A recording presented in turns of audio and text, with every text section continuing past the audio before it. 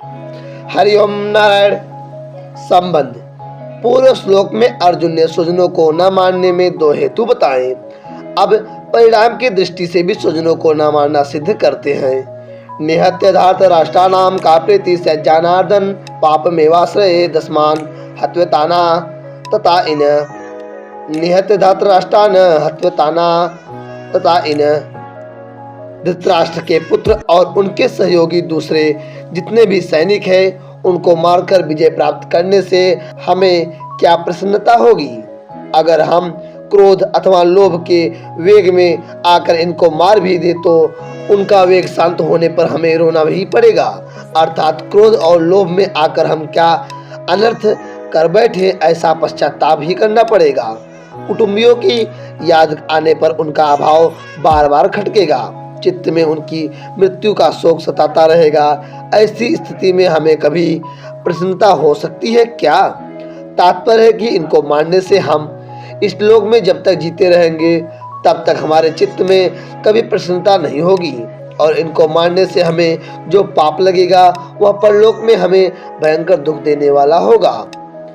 आतताई 6 प्रकार के होते हैं। आग लगाने वाला, विष देने वाला, हाथ में शस्त्र लेकर मारने को तैयार हुआ, धन को हरने वाला, जमीन राज्य छीनने वाला और स्त्री का हरण करने वाला। दुर्योधन आदि में ये 6 ही लक्षण घटते थे। उन्होंने पांडवों को लक्षागृह में आग लगाकर मारना चाहा था।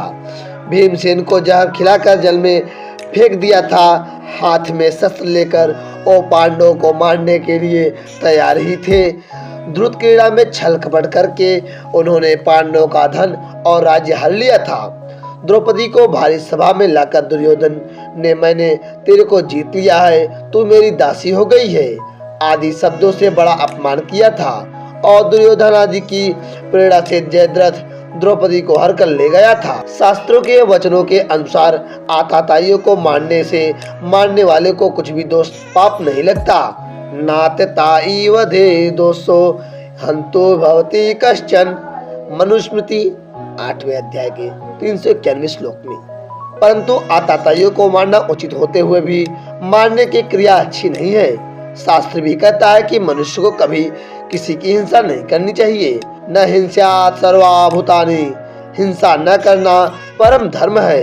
अहिंसा परमो धर्म।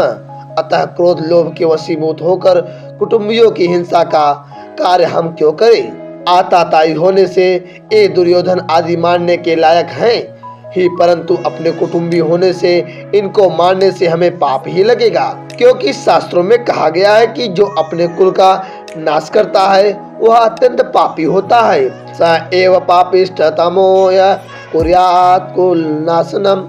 अतः जो आतताई अपने खास कुटुंबी हैं उन्हें कैसे मारा जाए।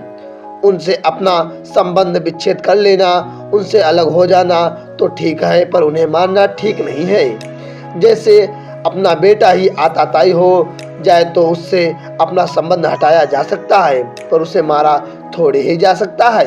अग्निदोगर्दश्चैव शस्त्रपाणे धनाप क्षेत्रदारापहर्ता च सडेते यात ताइन।